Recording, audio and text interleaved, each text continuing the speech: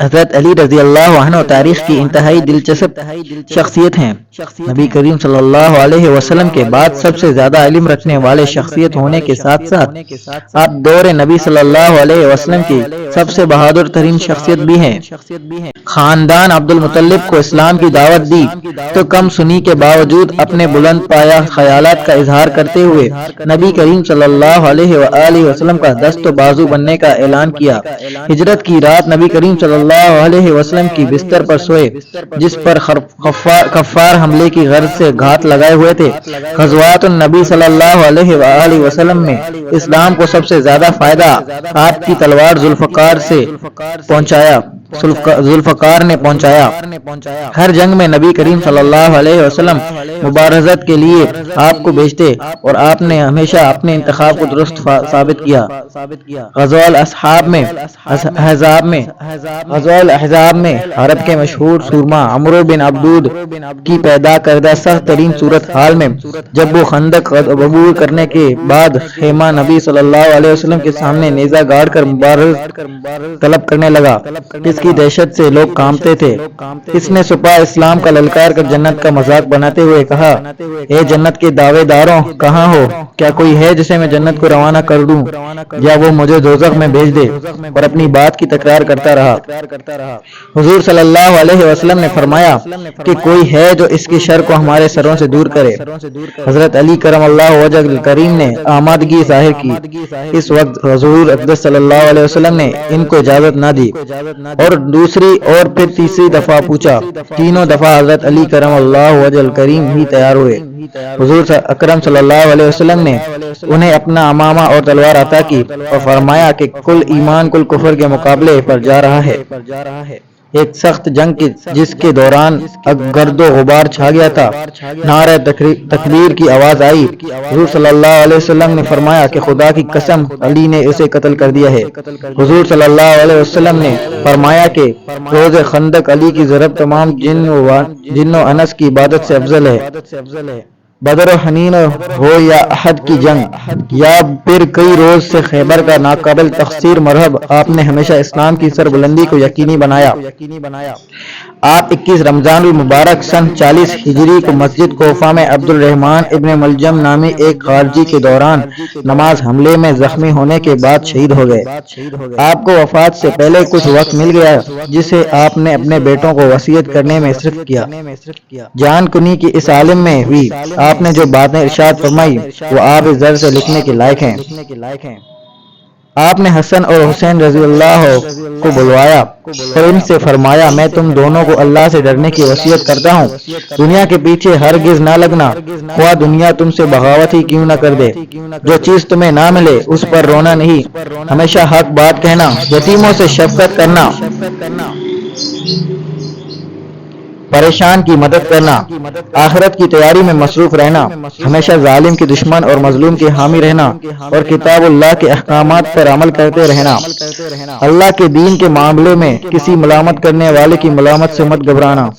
تیسرے بیٹے محمد بن حنفیہ سے فرمایا، میں نے تمہارے بھائیوں کو جو نصیحت کی تم نے بھی سن کر محفوظ کر لی، میں تمہیں بھی وہی نصیحت کرتا ہوں جو تمہارے بھائیوں کو کی ہے۔ اس کے علاوہ یہ وصیت کرتا ہوں کہ اپنے بھائیوں حسن و حسین کی عزت و توقیر کرنا اور ان دونوں کے اس اہم حق کو ملحوظ رکھنا جو تمہارے ذمہ ہے، ان کی بات ماننا اور ان کے حکم کے بغیر کوئی کام نہ کرنا۔ پھر حسن و حسین سے فرمایا، میں تم دونوں کو بھی محمد کے ساتھ اچھے سلوک کی وصیت کرتا ہوں کیونکہ وہ تمہارا بھائی اور تمہارے باپ کا بیٹا ہے، تم یہ بھی جانتے ہو کہ تمہارا باپ اس سے محبت کرتا ہے۔ پھر خاص طور پر حسن رضی اللہ عنہ سے فرمایا، میرے بیٹے تمہارے لیے میری وصیت یہ ہے کہ اللہ سے ڈرتے رہنا، نماز وقت پر ادا کرنا، زکوٰۃ کو اس کے مصرف میں خرچ کرنا، وضو کو اچھی طرح کرنا کہ بغیر وضو کے نماز نہیں ہوتی اور زکوٰۃ نہ دینے والے کی نماز بھی قبول نہیں ہوتی، ہر وقت گناہوں گناہوں کی مغفرت طلب کرنا، غصہ پینا، صلاح رحمی کرنا، جاہلوں سے بردباری سے کام لینا، دین میں تفقہ حاصل کرنا، ہر کام میں ثابت قدمی دکھانا، قرآن پر لازمی عمل کرتے رہنا، پڑوسیوں سے اچھے سلوک رکھنا، نیکی کی تلقین اور برائیوں سے اجتناب کی دعوت دیتے رہنا، اور خود بھی برائیوں سے بچتے رہنا۔ جب وفات کا وقت آیا تو پھر یہ قرآنی آیات پر مشتمل وصیت فرمائی۔ بسم اللہ الرحمن الرحیم۔ یہ وہ وصیت ہیں جو علی بن ابی طالب نے کی ہے۔ وہ اس بات کی وصیت کرتا ہے کہ اللہ کے سوا کوئی معبود نہیں، وہ اکیلا ہے، اس کا کوئی شریک نہیں، اور محمد صلی اللہ علیہ وسلم اس کے بندے اور رسول ہیں، جنہیں اللہ تعالیٰ نے ہدایت اور دین حق کے ساتھ بھیجا تھا کہ وہ اس دین کو تمام ادیان پر غالب فرما دیں، خواہ یہ بات مشرکین کو ناگوار گزرے۔ یقیناً میری نماز، میری قربانی، میری زندگی اور میری موت سب کچھ اللہ رب العالمین کے لیے ہے، جس کا کوئی شریک نہیں، مجھے اسی کا حکم دیا گیا ہے، اور میں فرمان بردار لوگوں میں سے ہوں۔ حسن بیٹا، میں تمہیں اور اپنی تمام اولاد اور اپنے تمام گھر والوں کو اللہ سے ڈرنے کی وصیت کرتا ہوں جو تمہارا رب ہے۔ اس بات کی وصیت کرتا ہوں کہ صرف اسلام کی اس حالت میں جان دینا، تم سب مل کر اللہ کی رسی کو مضبوطی سے تھام لو اور تفرقہ میں نہ پڑو۔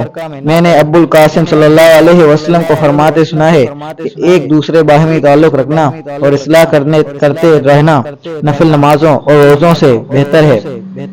اپنے رشتہ داروں سے اچھا سلوک کرنا، اس سے اللہ تم پر حساب نرم فرما دے گا۔ یتیموں کے معاملے میں اللہ سے ڈرنا، ان پر یہ نوبت نہ آنے دینا کہ وہ اپنی زبان سے تم سے مانگے، اور نہ ہی تمہاری موجودگی میں پریشانی میں مبتلا ہوں۔ اللہ سے ڈرتے رہنا اور اللہ سے پڑوسیوں کے حقوق کے بارے میں بھی ڈرنا، کیونکہ تمہارے نبی صلی اللہ علیہ وسلم کی نصیحت ہے۔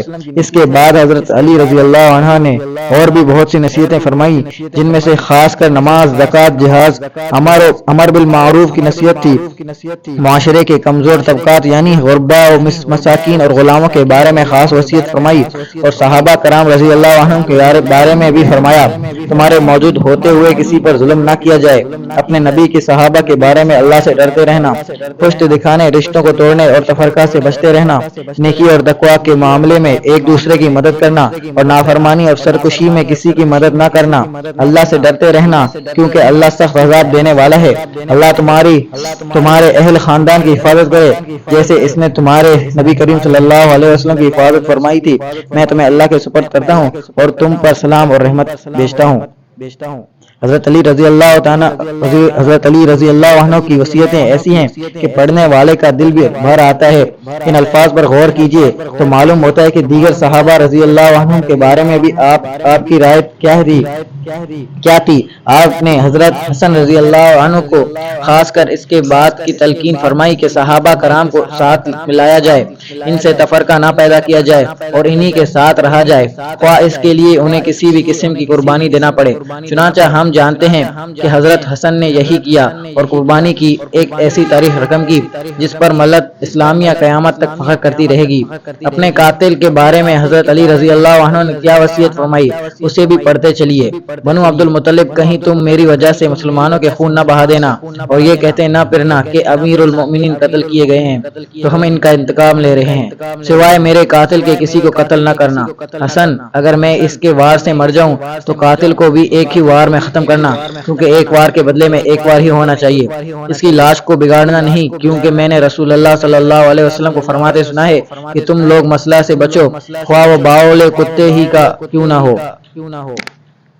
نبی کریم صلی اللہ علیہ وسلم کے بعد حضرت علی اکرم امت کے مشترکہ مقدس ہستی ہیں، جن کے شرف اور مقام و مرتبہ پہ کسی کو کوئی اختلاف نہیں۔ آپ کی شہادت کے دن امت آپ کے اپنے بیٹوں کو کی گئی وصیت پہ عمل کرنے کا عہد کرے تو یقیناً معاشرے دوبارہ زندگی کی طرف لوٹ آئیں گے۔